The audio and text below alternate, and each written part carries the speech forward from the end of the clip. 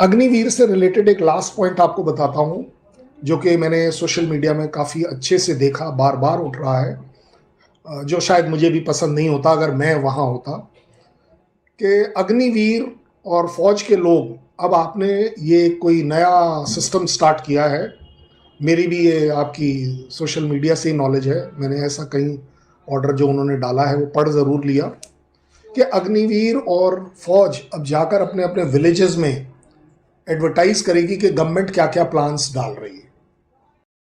Agnipath scheme पर फिर से राजनीति गरमा रही है। विपक्ष ने सेना के सेवानिवृत्त अधिकारियों को मैदान में उतारा है और अग्निपथ स्कीम पर पोल खोलने का आदेश दिया है। इसी के तहत सेना के सेवानिवृत्त अधिकारियों ने आकर अग्निपथ स्कीम पर सरकार को खूब लपेटा। देखें क्या कहा। सेल्फीज भेजेगी, रिकॉर्डिंग्स भेजेगी, वहाँ पर एनजीओज के साथ काम करेगी डेवलपमेंट। जनाब, ये मेरे खून के खिलाफ है। आर्मी ऑर्डर, आर्मी रूल्स मुझे रेस्ट्रिक्ट करते हैं ऑफिशियली कि मैं किसी भी तरह की अपनी अदर देन पर्सनल सेल्फीज बनाऊं।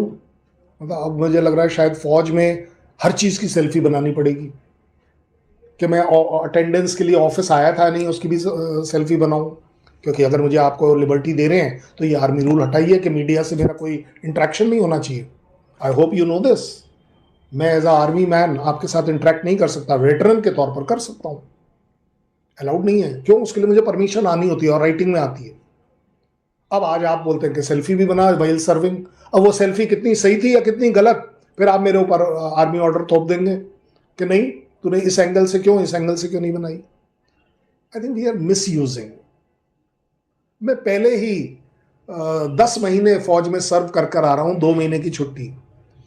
मुझे मेरे ऑलरेडी 10 प्रॉब्लम है, घर से रिलेटेड, जमीन से रिलेटेड, बच्चों से रिलेटेड। जी लेने दीजिए मुझे उस दौरान।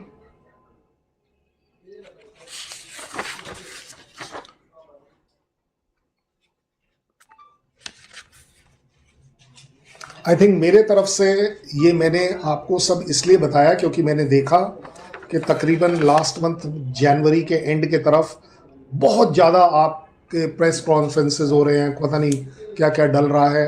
तो मैं एक क्लैरिटी ये ज़रूर दे दूं, कोई भी चीज़ सही नहीं होती, कोई भी चीज़ गलत नहीं होती, लेकिन किसी सही चीज़ में कुछ गलतियां हैं तो उसे एक्नॉलेज करने में, एक्सेप्ट करने में मुझे नहीं लगता कि कोई शर्म होनी चाहिए। हम उसे ठीक करने के लिए काम करना चाहिए, क्योंकि अगर इससे रिलेटेड ऐसा समझा जा रहा है तकरीबन 1.5 लाख बच्चे जिनको के अग्निवीर स्कीम से पहले सो कॉल्ड उनका क्लेम है कि सेलेक्ट किया गया था,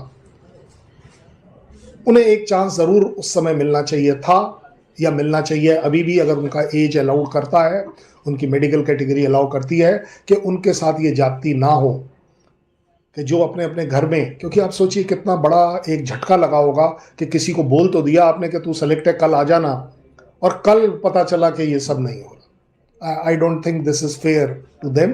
गवर्नमेंट को इस चीज़ का ज़रूर ध्यान देना चाहिए और उसे एक सही दिशा में ले जाना चाहिए, क्योंकि अल्टीमेटली अग्निवीर जिस दिन डिक्लेयर हुआ 2022 में, उस दिन के बाद वाला है या उससे पहले वाला है?